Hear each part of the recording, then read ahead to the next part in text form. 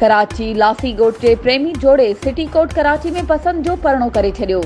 तफ़सीलन मूजिब कराची नूर मोहम्मद ॻोठ जी रहवासण अनीला बिनते आबिद हुसैन ऐं संदसि मुड़ुसु अली ॾिनो वल्द अकबर बुरफ़त लासी ॻोठ में सहाफ़ियुनि सां ॻाल्हाईंदे चयो त असां 24 जून 2022 ते शरीयत मोहम्मदी मूजिब सिटी कोर्ट कराची में पसंद जो परिणो कयो आहे।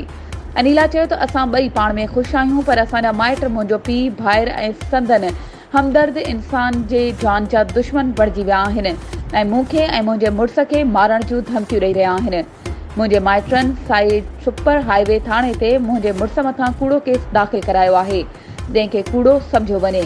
हुननि chief justice Sindh high court, IG Sindh, DIG east, SSP ओभर ऐं आला अख़्तियारनि खे अपील कई त असांखे तहफ़ुज़ फ़राहम कयो वञे।